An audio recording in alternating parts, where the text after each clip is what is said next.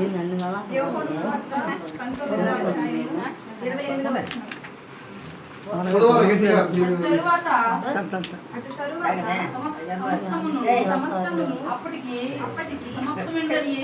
సమాప్తమైనది యేసు ఎరిగి లేఖనము నెరవేరినట్టు నేను తప్పికొంచున్నాను. సమస్తమును సమాప్తమైందని యేసు ఎరిగినంట. అప్పటికే ఆయన చేసిన క్రియలు అంటే భూమి మీదకి ఎందుకు వచ్చాడు? మన పాపం నిమిత్తమై ఫస్ట్ ఆయన మరణించడానికే వచ్చిండు.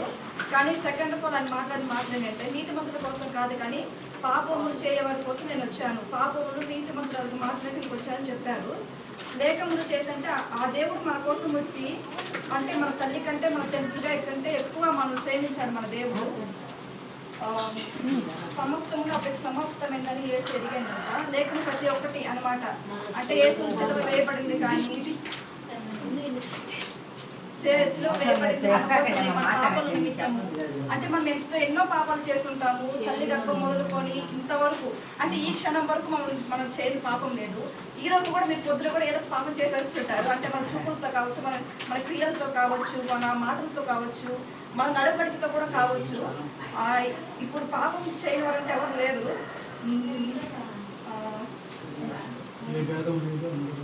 ఏ భేదం లేదు, అంతా పాపం చేసి ఉంటారు.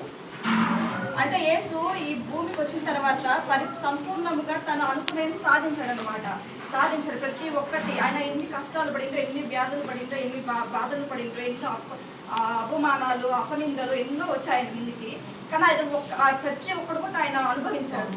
అనుభవించి ఈరోజు మన కోసం మన పాపల నిమిత్తమై తన సిలువలో మరణించాడు యేసు. యోహాను 17:4. చేయటకు నీవు ఇచ్చిన పని నాకు ఇచ్చిన నేను సంపూర్ణంగా నెరవేర్చి భూమి మీద నిన్ను మహిమపరిచితిని. యేసు సిలువలో మరణించకపోతే ఆయనకి మహిమ వచ్చేదా? కాదు. అంటే యేసు మన కోసం ఇంత చేసి తన తండ్రి ఆజ్ఞను అతిక్రమించకుండా తను ఫాలో అయ్యి ఇంతవరకు ఆయన మహిమపరచామంటే మెయిన్ పాయింట్ అదే. 2 తిమోతి 4.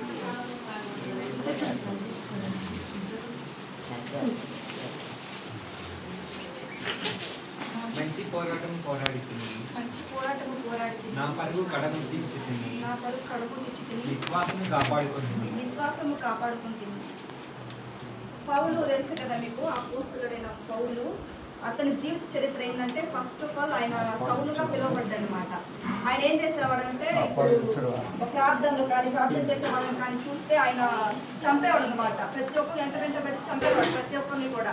అలాంటి ఆయనకి దమస్కు అనే దేశం వెలుచుండగా ఆకాశంతో ఒక పెద్ద శబ్దం ఆయనకు వినపడిందంట. ఆయనకే తెలియకుండా ఆయన మోకాళ్ళ మీద పడినప్పుడు ఒక స్వరం ఆయనకి వినిపించింది. సౌలా సౌలా నన్ను ఎలా హింసిస్తున్నావు అని వచ్చినప్పుడు నువ్వెవరు దేవుడా అని ఆయన అడిగినప్పుడు ఆయన చెప్తుండు, నేను నువ్వు హింసించే దేవుడును అని చెప్తాడు. ఆ ఒక్క మాటతో ఆయన మనసు మారి అంటే ఆయన చేసిన పాపములు, ఆయన చేసిన అతిక్రమములు అన్ని ఆజ్ఞలతో వదిలేసి దేవుడి చిత్తమే నెరవేర్చడానికి వచ్చింది ఆయన. అంటే దేవుడి గురించి ప్రకటించడానికి వచ్చాడు. మనం కూడా మన పరిశుద్ధతను, మన పాపములను, మనం ఎన్నో పాపం చేస్తుంటామని మనకు తెలుసు. కానీ ఆ పరిశుద్ధతను మనం ఎలా కాపాడుకోవాలి? ఇప్పుడు ఈరోజు పాపం చేస్తున్నాం, ఒక్కొక్క చర్చికి వస్తూనే ఉన్నాం, ఒక పక్క భూతమట్లు మాట్లాడుతూనే ఉన్నాం, మళ్ళీ విశ్వాసులతో బాగా మాట్లాడుతున్నాం అనమాట. సో అట్లా మనం ఉండకూడదు. ఈ మధ్య ఒక ఆమె ఎవరో విశ్వాసి అంటామా, ఆమె పూర్తి మాట ఒక మాట మాడని అని చెప్పి అంటే పొరపాటుగా నోరు జారింది అని చెప్పేసి ఆమె గురించి ఎన్నో అన్నారు. అది కూడా తెలుసు. అంటే మన నోరు మనం అదుపులో ఉంచుకోవాలి. మన మనుషులం కదా, మన మనుషులమైనప్పుడు మన కోపం కూడా మనం దాచుకోలేదు. మన పరిశుద్ధతను అంటే ఇప్పుడు ఒక విశ్వాసి బజార్లోకి వెళ్తుంది అంటే ఒక అన్యజనుల కళ్ళు 100 పడతాయి అనమాట ఆ విశ్వాసం మీద. ఆమె ఒక విశ్వాస, ఆమె చర్చికి వెళ్తుందా, ఆమె ఈ మాట అనింది కదా అంటే ఆ ఒక్క పాయింట్ చేస్తారు అనమాట.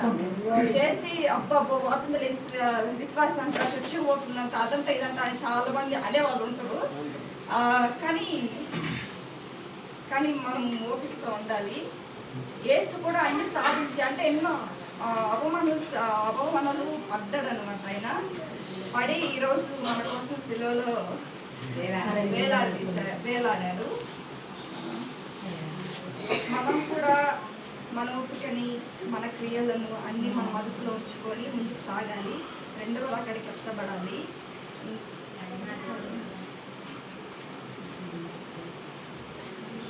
2 కొరింథీ 7:1.